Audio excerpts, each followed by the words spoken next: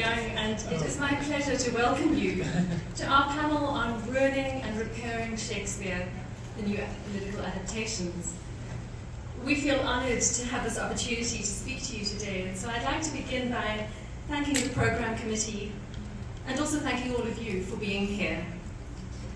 Our panel focuses on the innovations of contemporary creative practitioners around the world who have worked in bold ways with Shakespeare's plays to draw attention to urgent political concerns and to map a more just, sustainable, and peaceful future.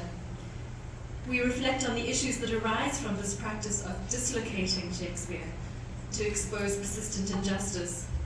It's not clear yet whether the field has developed the vocabulary and the conceptual framework needed to attend to the way that artists pull apart the works, making them strange, only to then build upon these fragments to awaken imaginative responses at a time when it feels like the stakes are high, when climate change and political ruptures make justice-oriented theatre practice urgent. We will start with 4 case studies of 15 minutes each, and then open up to a general discussion, and we look forward to hearing your thoughts. Our first speaker today is Alice Joubin, a professor of English, Women's, Gender and Sexuality Studies, Theatre, International Affairs and East Asian Languages and Literatures at George Washington University. Alex is the author of Shakespeare and East Asia, the co-author of Race, the editor and translator of Sinophone Adaptations of Shakespeare, and co-editor of On-Screen Allusions to Shakespeare, Local and Global Myths in Shakespearean Performance, and Shakespeare and the Ethics of Appropriation. She is the inaugural recipient of the Bell Hooks Legacy Award. Alexa will be speaking on race-making and transing gender in reparative Shakespearean performance. Thank you. Alexa.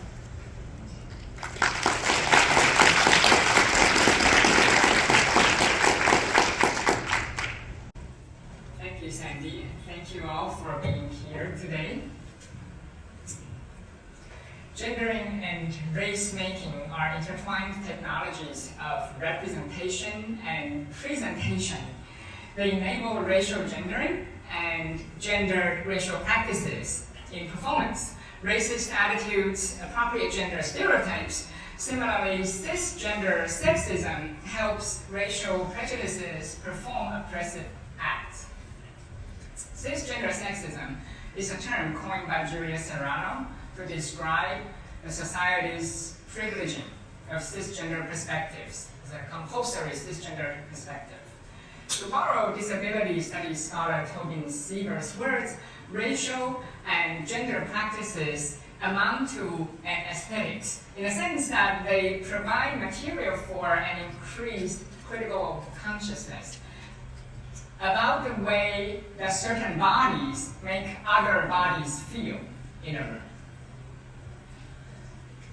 Race and gender are a transmittable body of highly regulated social relations, but they can also be repurposed and rehabilitated, to honor the theme of our session today, to reveal the pervasive trans-ness in all works. The performing arts are an important tool for tackling monoracial assumptions and cisgender sexism.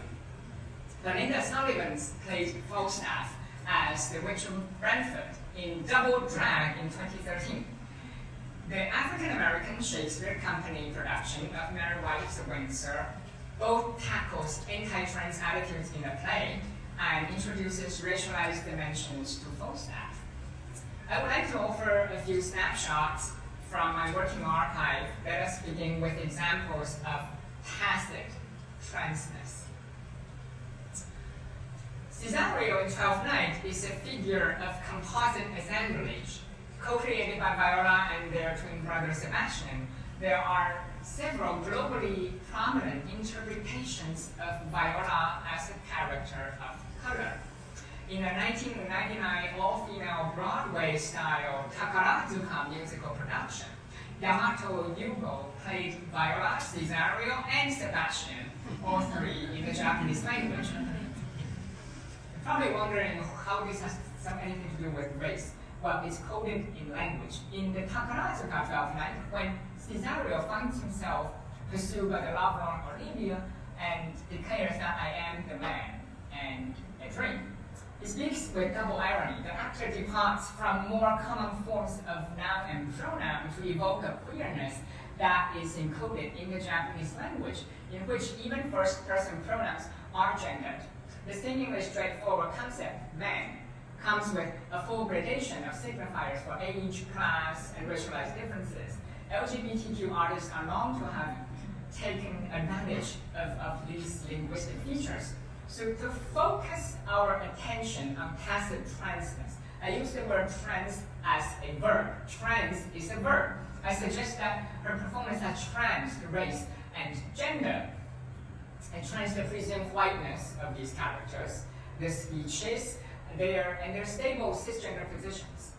The Japanese actor had at her disposal linguistic tools of racialization and gendering that are not available to Joan, who played Viola in Mark Rylance' all-male production at the Globe in 2012. Regrettably, neither the all-female nor the all-male productions have been read as a race work or a transgender play. The Takarazuka 12th Night shows that racialization involves both sound and sight. Audiences bring to the theater their habits of listening, of unconsciously listening to racially coded transgression. As Jennifer Lane Stover theorizes, listening actually operates as an organ of racial discernment, categorization, and resistance. When it comes to sonic registers, characters and audiences often listen with selective attention. Similar to Cesario, Desdemona is also a figure of racial and gender assemblage. It's a composite. In 2004, Richard Eyre directed the Othello-inspired period drama film Stage Beauty. The 17th century adult boy actor Ned Kiniston takes on the role of Desdemona in stylized stage performances before transitioning to playing Othello in blackface later in his career, as dictated by the conventions of the period. In playing Desdemona, Kiniston associates what he calls dying beautifully with fragile white femininity. He projects ideal womanhood on his trans embodiment of the role. Kiniston is proverbially baptized as a white cisgender man when he performs the act of a black man killing Desdemona on stage, who is played by his white female love interest. The film suggests that racialized practices are profoundly constituted by exclusionary gender narratives. A new anti-racist transgender theory would be required to fully analyze a work such as Stage Beauty. In 2016, a brown, trans, feminine Ophelia appeared in another compelling example of films about theater making. In the Saudi Arabian film Barakah meets Barakah, an amateur theater troupe is unable to find women to participate in their production. A male character plays the mad Ophelia, thickly bearded, his chest hair pokes out of his full Elizabethan bodice. He appears to be playing Ophelia in drag. The Ophelia in this mise en abîme transits gender regulations and gender presentations in Saudi Arabia by evoking early modern English single-gender theater practices, which are largely coded white. Critics have not used a trans lens to examine the racial and gender dimensions in these works, because ostensibly they feature monoracial or cisgender casts. There are, of course, many examples of overt representations of transness. Some works interpret gender play more explicitly as trans practices, and so they employ trans actors. That is not my focus today. I want to flag is that how cisgender sexism is an obstacle to seeing trans-ness in all dramas, in all practices. For example, in 2018, Michelle Carey played Hamlet to Joubin Saraf's Ophelia in an ensemble production at the London Globe. Several other roles were also cross-cast in this so-called post-gender work. Criticism primarily focused on its place in the long Anglo-European tradition of women playing Hamlet. Carey's trans-masculine Hamlet and Saraf's trans-feminine Ophelia can actually be read with an eye toward the transitive racial and gender space these characters inhabit. In 2022, the Globe staged I, Joan, a non-binary adaptation of the legend of Joan of Arc. It became somehow controversial because non-binary actor Isabelle Tom played the titular role. It reignited bitter debates about who counts as trans or as a woman. If the historical Joan of Arc did not identify as a white cisgender woman, does the legend undermine feminist causes? Similar questions, similar thought patterns have led to pandemic-era hate crimes, such as the police murder of George Floyd in Minneapolis in 2020, and the mistreatment of a trans woman in a Korean spa in Los Angeles in 2021. In fact, minorities are often asked to explain themselves and provide justification for their equal right. They need explanatory commas. Instead of explaining themselves through explanatory commas, artists express themselves through public performance. Joan of Arc is compelled to put on men's clothes not only to lead an army, but also to be themselves, which should not require further justification. Trans-ness is not a zero-sum game, and Isabelle Tom's non-binary interpretation of Joan of Arc, in fact, affirms women's rights. A bigger problem here is that these works have not been studied or taught through a trans lens, due to the tendency to gravitate toward self-representation of racial trauma, of gender trauma, which is then framed for inspiration and for public consumption. And we create a category called the race place, a category called the transgender works, and a category of cisgender work and non-race place. How can there be non-race place as if race ceases to exist in some cases? I propose one solution. We need to bring critical race theory and transgender studies together to form a new lens. I see race and gender in a transitive relation. Drawing on Steve Riley Snorton's book, Black on Both Sides, I use trans as both an umbrella term and a verb beyond gender studies. So the verb trans refers to an action that requires a direct object to complete its sense of meaning. Trans-ness is a type of social action. It is pervasive in all performances. In his book, Trans Exploits, Chen theorizes the term trends of color as a set of analytics that mobilize solidarity and kinship between those who experience embodiment as a form of racial gender displacement with different but interrelated contexts. I argue that racial and gender invisibility and legibility share similar promises and perils. Trans-ness reconfigures race and gender in more capacious terms as relational social practices that evolve over time, that evolve in each other's presence, and in different social spaces.